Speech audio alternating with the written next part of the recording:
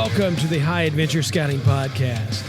This is the source for all things high adventure for scouts, scouters, and anyone else interested in promoting high adventure trips for our youth. You can find all kinds of great high adventure options for your scouts at highadventurescouting.com. We are constantly updating the list of cool trips, and we want your input on your best trip. Welcome, high adventure enthusiasts. We're excited, as always, to highlight high adventure on this edition of the High Adventure Scouting Podcast. Today, we'll be discussing high adventure training for leaders. Now, we're joined again by one of my favorite scouters, Jon Jonas. Now, Jon is the chair of the High Adventure Committee for the Greater St. Louis Area Council. He's also the High Adventure Chair for Troop 94 in O'Fallon, Illinois. And he's also a wilderness first aid instructor and so on and so on and so forth. And he's involved in pretty much everything. So he's a good friend of mine, and he's been a mentor on our high adventure trips within our troop. Jon, thanks for joining us again on the High Adventure Scouting Podcast. Well, thank you again for having me on. Very kind, and thrilled to be here. I'm thrilled to have you here, and I'm thrilled to get your expertise on a lot of things. And I know those listening to this will appreciate it also. So, and you may be asked to go and speak at every council function, high adventure everywhere now. You never know. You might be famous. So, now the purpose of our previous podcast we did with Jon was to talk about do-it-yourself Boundary Waters trip. This time around, we'll discuss a different topic, high adventure training for leaders. Now, Jon and some of our other great volunteers in our council have developed a course called Backcountry Leadership Skills Course, or BCLST. That's almost as hard to remember as the whole name. But this course that is taught in our council is awesome primer for any scout leader to provide better high adventure options. There may be similar courses in other councils, but I know about this one, and that's what we'll be talking about in this episode. So, Jon, give me your elevator talk about what BCLST is and how it would benefit the leaders of a unit. Sure thing, Rob. Backcountry leadership skills training is designed to help leaders start high adventure in their units, and also it's a very practical Philmont preparation class for advisors and crew leaders. A little background, way back in 1993, I went on my very first high adventure trip, which was Boundary Waters canoe trip. I was one of a number of adult leaders that went on it in my troop, and the guy that set it up, we really didn't do any training. He had done all the admin stuff. We got up there, got to the outfitter. The outfitter showed us all the gear we were going to have, how it was packed, how it was loaded, showed us the canoes. And the next day, off we went. And I was thinking, wow, it seems like we should have done some kind of training. There should be something for this other than just, here's your stuff, have a good time.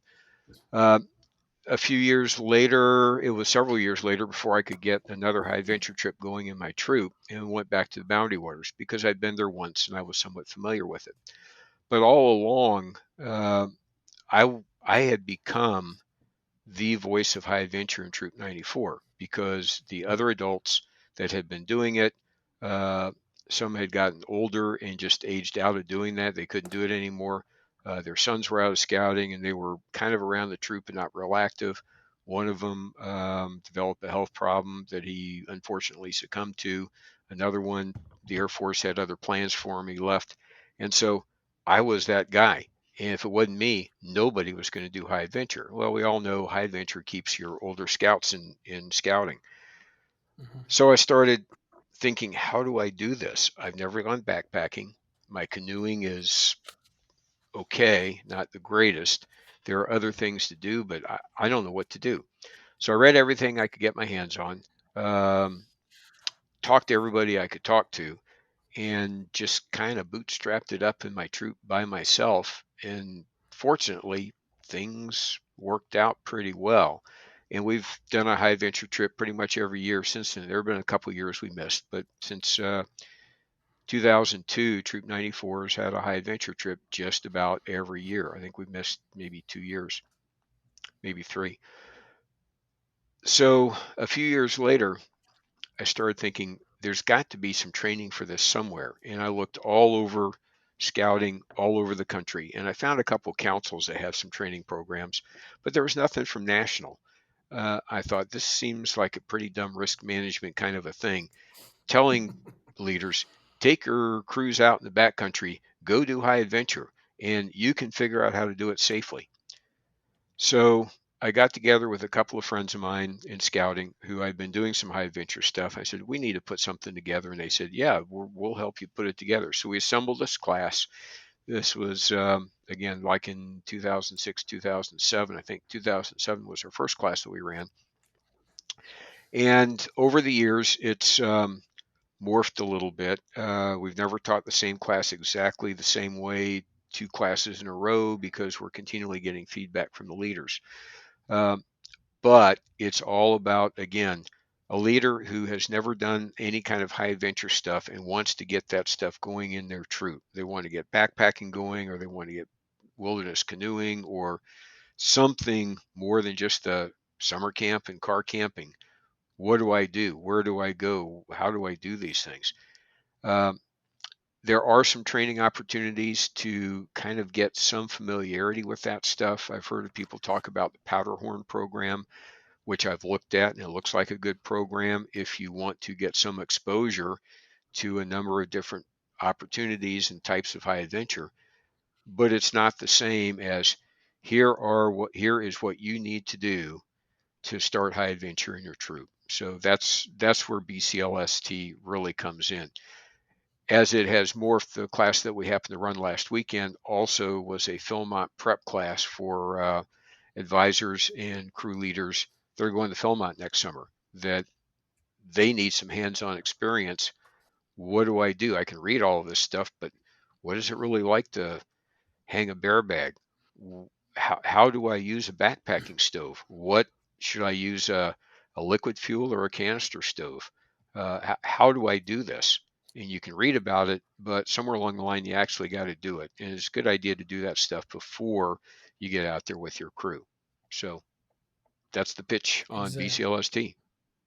Exactly. And from experience, I've led um, three different. I've planned Philmont three different times and only got to go once, but I've planned three other high adventure trips, and definitely it's the Philmont trips or any backpacking type trips like that that takes the most training, the most um, use of stoves and certain tents and backpacking and getting ready, and it's a year plus long process to get to that point.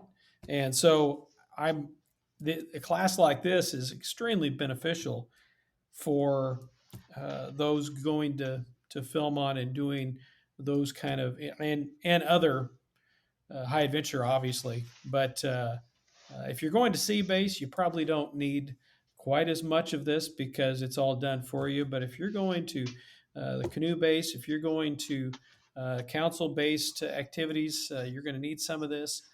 Definitely Philmont or another backpacking trip. This is the course. So, what does the schedule look like for this class? Well, the way we've got it structured now, it's changed again a little bit over the years. The way we've got it structured right now, it's a weekend course. So Friday night, we'll meet after work. We've been teaching it at SBRF, and we've got another class coming up in April of 2022. We'll meet at SBRF on a Friday night after work. We kind of model the Philmont way of doing things. So one of the first things we do is have the crew self-organize into a Philmont style crew or a Boundary Water style crew, where the crew elects its own crew leader, chaplain's aide, wilderness guide, and then my add-on is a quartermaster to track who's carrying what kind of gear. We will review gear, see who needs to do a good discussion on different kinds of personal gear, sleeping pads, sleeping bags, tents, whatever. Beforehand, we do find out who needs packs or who needs tents, and we can provide those for participants up to a point. This last class, most people bring their own tents, so we haven't had to worry about doing that, too much of that. We go through personal gear, and uh, by the time we've answered questions and conversed through all of that, it's usually about time to call it a night. We'll get up early on Saturday morning. Um, we will have set up a Philmont style campsite. With those of you who maybe have been to Philmont before, have heard of the Bermuda Triangle. We set something like that up in the see, here's what it really looks like. Here's the food preparation area around the fire pit. Here's where the sump would be. Here's where the bear cables are. Dining fly inside of that and tents outside of that. So we set that up, walk everyone through it so they understand that. We do a trail style breakfast, Philmont style. We get out the two stoves. We have a liquid fuel and a canister stove. Um, Show people what they are, let them kind of light them up and get a feel for playing with that just so they can get a view of it. This last time, everybody, after trying each of them, it was unanimous. They wanted to go with the canister stoves. So that's what we did when we went out on the trail. It's a little less scary if you've never done a liquid fuel backpacking stove before. Well, that's what our guys in our crew decided to go with when we went to Philmont. We used the canister stove, and it worked great. So it just depends on personal preference. They've used both or several different types, but that's always good to let the crew decide what they want to do. So Yeah. yeah. So everybody can get a little familiar with it. I used to like the liquid stoves a lot, but there's a particular stove that actually our Boundary Waters outfitter set me up with a few years back. That it's a canister stove, and I really like it. So when I got home, I bought two of them for my troop, and I'm pretty much out of the liquid fuel business. I've got them. If somebody wants to play with them, we've got them available. But canister for anything BSA is doing, I'm convinced canister is the way to go. So anyway, so back kind of on the schedule. So we do some of that stuff. Get our packs loaded up, do a little navigation training, a little rudimentary map reading, compass stuff. Most everyone has got some familiarity with that at that point, and then off we go. And we'll hike up to there's a spot at SPRF where there's a campsite right next to Nims Lake. We stop there, do a water treatment lesson where we cover different modes of water purification or water filtration, water treatment. They also have campsites there with bear cables. So we break some bear bags out and some stuff, hang some bear bags so they can get a feel for what that's like. Um, by that time, it's about lunchtime, eat lunch, saddle up again, and off we go. And this past weekend when we did it, we decided to camp in an unimproved site. There are at SPRF some Philmont style campsites with the bear cables and the fire rings for food preparation.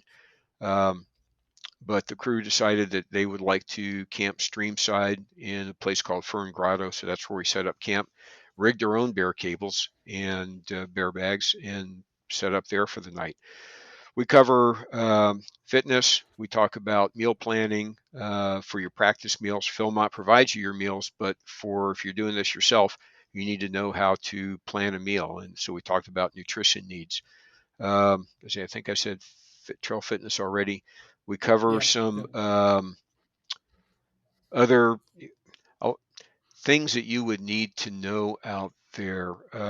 Some risk management type things. We talk about, again, we get into navigation, what to look out for, safety hazards. We talk a little bit about weather.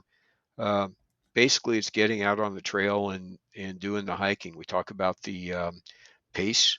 That's always an issue that you get some fast hikers and slow hikers, and how do you keep everyone moving together and not all bunched up? We touch very lightly on first aid issues because that's a whole nother training course that I can give you a little overview of, the wilderness first aid training that we do. Saturday night, we camp out. Sunday morning, we get up, do breakfast, load up, and hike our way back to the cars. For the Philmont prep, we did break out Philmont charts and showed everybody what they do at Philmont for navigation using the UTM or Universal Transverse Mercator coordinates. Talked about trail signs, North Country, South Country. Had a lot of questions, a lot of conversations about Philmont this past time. And Philmont's a pretty good model for backpacking. That's really where I learned backpacking. So it's pretty much the way I do things, and it works. That's awesome. We all know the major high adventure bases around the country, and they offer some awesome programs. Have you been searching for a cool alternative from your typical high adventure trip? As a scout leader, I want to give our scouts some great alternatives. You need to check out highadventurescouting.com. You'll find information on over 30 different council high adventure bases in 24 states.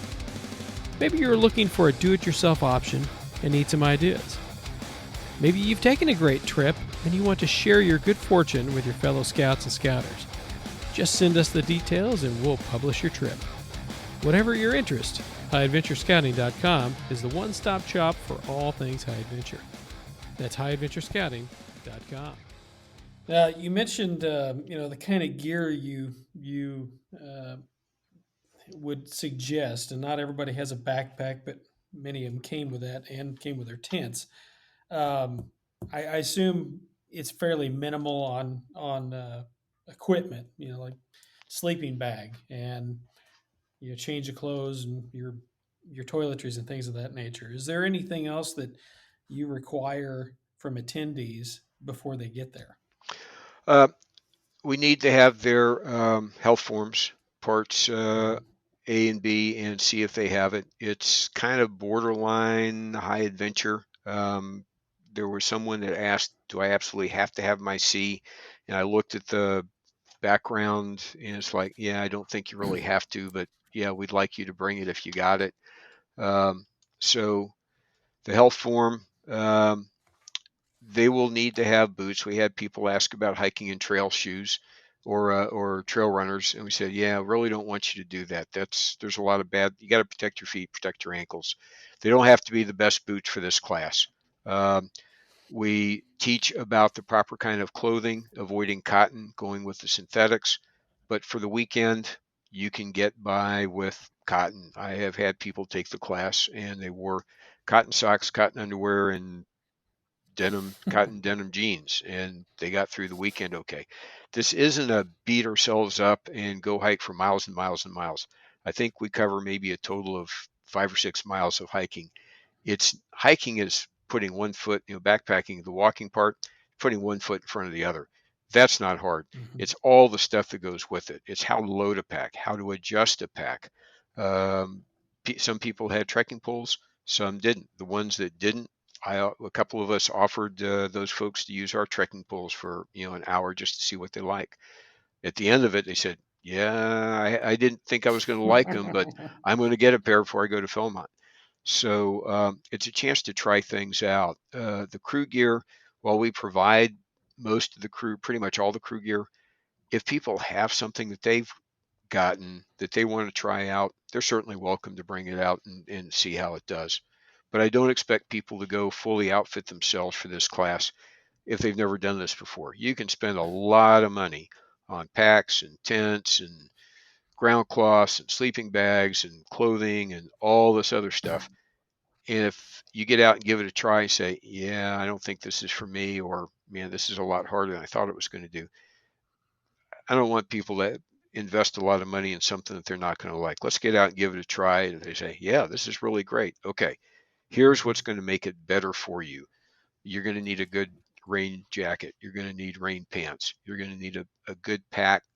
Don't forget the weight of the pack counts. People don't think about that, but you can get a 6 pound pack or you can get a 4 pound pack. They'll both carry. One just your feet don't know where that weight's coming from. All they know is there's 2 more or less pounds. So that's kind of the gear thing. We do send everybody a gear list and say if you can't meet this gear list, let us know. We may have stuff that you can borrow. Most everybody's got what they need, and so it's not a big deal. Right, right. Now, you and I have. talked at different times about the training that Philmont used to offer called PASS. Um, Frankly, I can't even remember what the acronym stands for. Philmont Philmont Advisor Advisor Skills School, something Skill like that. School. That's it. Yeah, yeah. And I took that class several years ago. I know you've taken it, and we've talked about the things that they teach and the things that they don't teach. And how does I know a lot of people are familiar with that. How does this differ, or from that type of training that they used to do? And I think they still do it at Philmont if you can afford to go down there If you can an afford the extra time and the time cost, yeah. If the you've got time enough vacation to go out there and do all the practice and then come home and then train your crew and then go back out and do it for real, which most people yeah don't. So the no I difference here, didn't yeah, the past course, and they've covered a lot of stuff in the past course with the videos, videos that they, I think, once a month starting last September and probably starting this month or next month, they'll be doing the same thing, I believe. There's a lot of good information that's shot out to us. But that's exactly what it is. It's an information transfer, and it's not a chance. What you don't get to do with what Philmont provides, you don't get a chance to actually hands-on. You don't get a chance to actually set up a camp and look at, okay, if this is where my sump is, and this is where my food prep area is, and this is where my bear cables are, where do I have to put my tents, or where do I have to put my dining fly? Um, what do I do with my packs at night? You don't lean them up against a tree next to your tent at Philmont because they're bear bait, and all this is driven by Mhm. bears. You don't get a chance to practice with the K9 micropure tablets that Philmont uses for water treatment. You don't, as we talked about before, you don't get a chance to actually use a backpacking stove and prepare a Philmont meal. They talk about it. In the past class I went to, they demonstrated it, but everybody didn't get a chance to actually do it. So this class is it's hands on, and we organize the crew like Philmont recommends, um, and the crew operates that way. It's you don't do all the long time, the team building stuff that you would normally do with your regular crew because we just don't have the time for that. But it's modeling the behavior, modeling all of the things that you want to see in a crew at Philmont, and actually doing it and not just reading about it. And I think that's the important thing. And a lot of these skills I already had and things that I'd already done in the past, so that wasn't as shocking to me. But having all the elements together, and I've taken half of this class. We talked about that, and I did Mhm. not go to the second half when we used to kind of split it up just because of all the other stuff going on. But it is a very beneficial information. I learned stuff that I didn't know, so it's a continual learning process of seeing how everybody else does it. And we as a council, as the greater we're in the Greater St. Louis Area Council. Everybody's got their own training protocol in every council. Uh, Most councils have some University of Scouting event, and this is not a part of that training, but we add on to a lot of high adventure training classes that we offer during that event once a year and throughout the year. So I feel like that we're pushing high adventure as much as we can to the leaders, and I'm hoping this is kind of my hope and why I wanted to talk about this and have you kind of tell about what our council is doing is this is great information for everybody.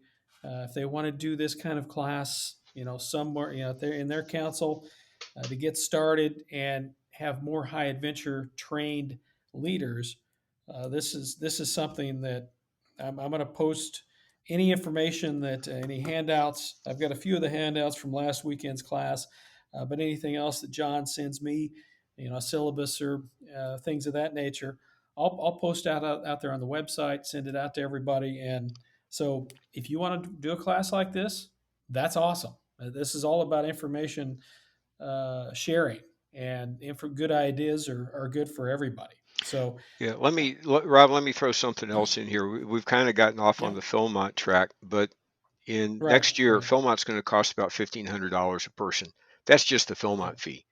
That doesn't Mhm. include the transportation, the training, and all the rest of that stuff. Well, that is super expensive. I mean, that's a lot of money. So, what are their other options? Well, you can do it yourself, roll your own backpacking trips. In 2018, I took a crew of 10 from my troop backpacking in Wisconsin on the Ice Age Trail. It ended up costing a little under $200 per person for the week. And the biggest chunk of that cost was the cost of fuel to transport the crew up there and back. You can do food cheap. You can do a lot of these things at a whole lot more affordable. I'm not bad mouthing Philmont. Philmont is a great program and magic happens out there, but not everyone can afford it. And Well, that's exactly right. Exactly right. I found that in my troop. We've had a few young men who, a lot of big families. They can't afford the cost. And to add on your kind of the independent trip that you took with your troop, one of the big factors, things that I push on this website is our council based high adventure activities. And mhm. I've talked to an awful lot of high adventure bases around the country, and there are places they have these kind of backpacking trips that if you want to kind of go in between, and you don't want to do your own, but one of the BSA bases may be out of reach for some of your scouts. There are other options and that's the whole reason why I started this website, is to provide people, scout leaders, information that they probably wouldn't know about otherwise, and and if you at a take much less cost.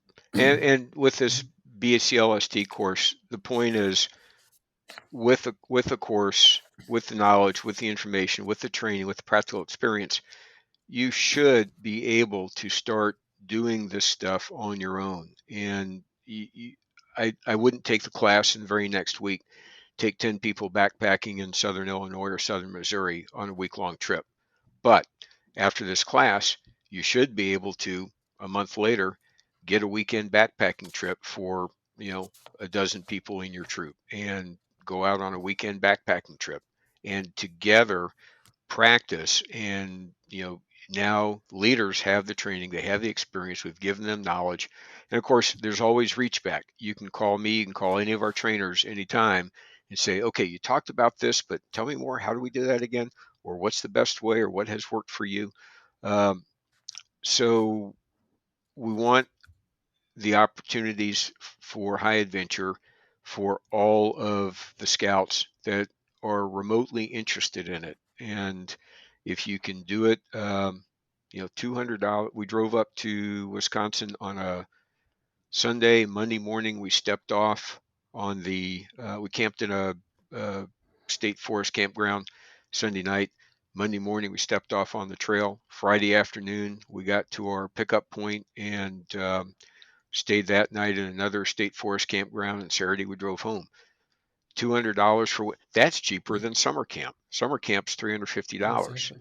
So Exactly. you can do these things, and whether it's bigger trip or a little trip, uh, the point is the scouts, when they hit that 13, 14, 15 years of age, they've done all the summer camp they want to do, and they've done all the weekend car camping they want to do, and it doesn't do anything for them anymore for the most part. So where's that next challenge? A lot of them, when they get into that point, they're maybe not getting so merit badge hungry, and it's like, okay, yeah, the merit badges were nice, but they're looking for a challenge. They're looking for adventure. They're looking for something different that's going to light them up. They're looking for the big boy speech that I always give my scouts. Okay, high adventure. This is big boy camping. Mommy and daddy aren't there to call and say, I need another blanket, or I forgot a pair, I forgot this, or I forgot that, or, you're taking responsibility. And a lot of these youth they want that. They're ready for that. And we can trust them to do that if we know what we're doing, and if we can teach them the how and give them the skills, transfer that to them, they're ready to go. And that's kind of what I found, and I'm sure all the scout leaders listening have found the same thing. Once it's kind of a difference between going from junior high to high school. if they've been in scouting a while, they've been to summer camp 3, maybe 4 years, and that's about all you can expect because they've done all the merit badges. Some camps have high adventure programs, which is a great combo. You can do both, but many do not. So that's why where the high adventure option comes in to keep those older scouts involved in your troop, and they may not be there all the time, but they're there, and those younger guys look up to them. Well, gals now too. I'm an old time scouter, so it's hard to change my my thinking. But uh, the younger scouts look to the older scouts and think, I want to do that one day, and eventually they before they know it they will be. So I Rob, would I've say if got there's go ahead. Yeah, I was going to say, I know we're probably starting to run out of time. There are a couple other training Yep, opportunities I just want to make a very short plug for. Our yep. High Adventure Committee also sponsors Wilderness First Aid, CPR, and AED here in the council. There's information on the website. Wilderness First Aid is required for all the national high adventure bases, two in each crew at Philmont and one in each crew at each of the other bases. We recommend this strongly, not just for the national bases, but anyone who's going to be taking scouts or venturers into remote areas where 911 EMS service is going to be more than an hour away. And then the Aquatics Committee, and High Adventurers been coordinating with Aquatics Committee on this. They've started offering a aquatic supervision, paddlecraft safety canoe, and swimming and water rescue course. Um, these are the skills that are required by the Safe Swim Defense and Safety Afloat training. Those policy things, the 8 points of Safe Swim Defense and 9 of Safety Afloat, they both talk about skills, proficiency, and abilities. So this aquatic supervision training is to get that kind of training and those skills up to where you need to be. So just a quick plug, other things that we're doing, other training that we're offering to enable crews to go out and have safe, fun, great, exciting, in a good way, high adventure treks. Exactly. And I would add on to that if any council has something similar to this or any other training that sounds similar, let's share information. Let's make it even better. And John and his crew have made the high adventure training in our council better. And this goes back to a couple councils ago before we merged with our current council. So this is a many year process, and it keeps getting better. So. Um, John, I want to thank you for joining us today and talking about the high adventure training that we have going on our council, and I'm hoping that spurs somebody else on to start that in their council. Well, thank you, Rob. Thank you again for having me on. It's delightful to be here and talk high adventure stuff with you. And I hope, I hope other people pick up on this and come join our class. Yeah, well, that's the only problem when John and I get together. We tend to talk a long period of time, so we don't call each other very often because we'll be on the phone for a long time. So now I want to thank Jon Jonas for joining us today. Great information on this course. You'll be able to download all the information on the BCLST course and a few other items at highadventurescouting.com. That's highadventurescouting.com. Thanks for joining us today, and remember to tell your friends about this podcast. You can find us online at highadventurescouting.com, on Facebook or Instagram. If you have any questions or ideas for future podcasts, just email us at info@highadventurescouting.com. This podcast and website are independent and not affiliated with any youth organization. Happy high adventure! This has been a production of High Adventure Resources.